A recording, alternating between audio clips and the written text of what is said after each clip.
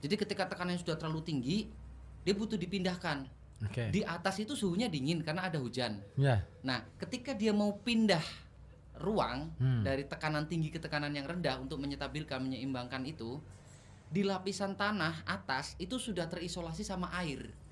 Sudah nggak bisa ditembus oleh air ya. yang begitu kencengnya datang itu, sehingga gas yang di dalam bumi itu nggak bisa keluar, nggak bisa nembus. nggak bisa nembus.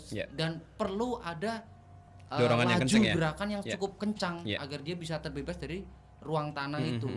Nah, ketika tidak ada akar-akar sebagai sumbu-sumbu pembebasan amonia dan metana dalam tanah itu, secara otomatis dia harus mencari ruang sendiri, mendesak yang bisa sampai tembus gitu. Iya, seperti gerakan vulkanik ya, seperti itu, jedor gitu. Maka sisa-sisa air yang ada di rongga-rongga itu, di rongga kapiler tadi yang mampat, itu ikut terdorong keluar, memunculkan cipratan air juga. Nah, suara itu dihasilkan dari gerakan gesekan yang sangat kencang karena dari tekanan yang tinggi itu. Kayak bom gitu ya? Iya. Jadi itu bukan gunung vulkanik aktif, itu hanya faktor kelebihan gas tadi. Gas dengan tekanan yang tinggi, dengan suhu yang tinggi, ingin berpindah dari suhu yang panas ke suhu yang dingin di atasnya. Namun sayangnya terisolasi oleh air yang sudah memampatkan tanah di lapisan atas. Dan tidak ada ruang-ruang kapiler yang bisa memindahkan secara perlahan. Sehingga perlu nggak ada celah ya. Sehingga perlu perpindahan secara ekstrim.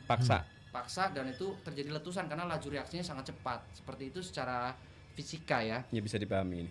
Jadi secara kimiawi itu ada gaya adesi dan kohesi. Jadi ada proses difusi, perpindahan molekul dari konsentrasi tinggi ke rendah, osmosis dan sebagainya. Jadi pada dasarnya seharusnya kalau ada ruang-ruang di musim kemarau, maka metana itu keluar dari celah-celah bumi dengan santainya. Kenapa kejadiannya nggak ada penghalang ya? Hujan? Kenapa longsor nggak di musim kemarau? Karena pada musim kemarau tanah itu masih berongga, jadi metana dan lancar-lancar aja. Ngangkat masih lancar-lancar aja. Nah, ketika musim penghujan itu kan keisolasi sama kepadatan air yang ada di permukaan, sehingga dia keluar harus dengan paksaan dan sudah terkumpul konsentrasi yang cukup tinggi di bawah. Maka perlunya kita menanam pohon-pohonan yang keras di daerah-daerah lereng gunung, dan juga warningnya daerah-daerah yang berpotensi kelongsoran itu sebaiknya jangan dihuni buat tempat tinggal ya. Iya, kalaupun mau terpaksa harus membangun di situ, gunakan terasering yang baik dan jangan gunakan bangunan permanen dengan bobot yang melebihi kapasitas gaya tahan tanahnya, kemampuan gaya topang tanah. Maka paling baik, paling bijak membangun rumah di daerah lereng itu rumah semi permanen, seperti rumah yang seperti ada di, kalau kita lihat ke Dieng itu rumah-rumah kayu gitu kan, yang konsep apa sih namanya? Joglo apa ya itu ya? Itu masih lebih ramah terhadap lingkungan situ ya. Rumah limasan panggung nah itu. Yang itu betul. Kayak di Blora.